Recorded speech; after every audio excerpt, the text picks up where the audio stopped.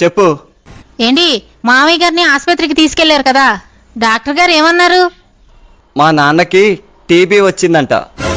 TB వచ్చిందా? అయితే తొందరగా తీసుకొచ్చేయండి, మన గదిలో పెట్టుకొని సినిమాలు చూసుకుందాం.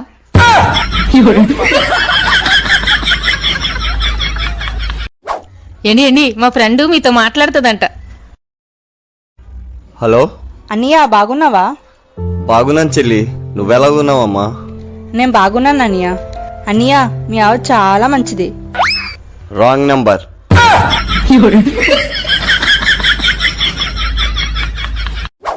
హలో గంగా, చాడీలు చెప్పుకున్న రాచెల్లి గ్రూప్ లో ఉన్నావా, లెఫ్ట్ అయిపోయావా? ఉన్నానక్క. మరి 3 రోజుల నుండి చాడీలు చెప్పట్లేదే నువ్వు?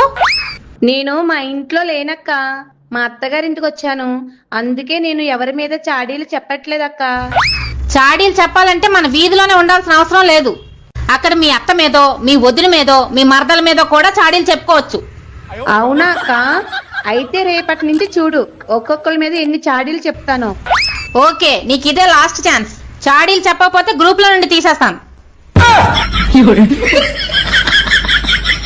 వెళ్ళొస్తానమ్మా. మీ ఆయన వస్తే నేను వచ్చి వెళ్ళానని చెప్పమ్మా. సరే బాబాయ్.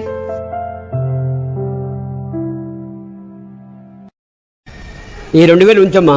అయ్యయ్యో వద్దు బాబాయ్. సరే. అయ్యయ్యో వద్దు బాబాయ్. అయ్యయ్యో వద్దు బాబాయ్. నిన్నే ప్రపోజ్ చేశాను, ఈ రోజు I2 లవ్ అని పెట్టింది.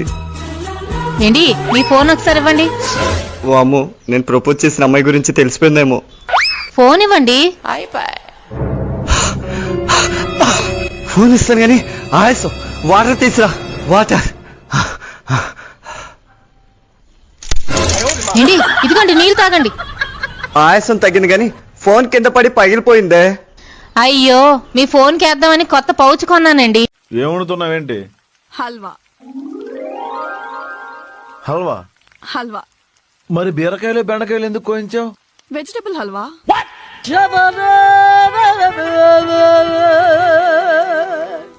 మరి లాస్ట్ లో గరం మసాలా వేసావు?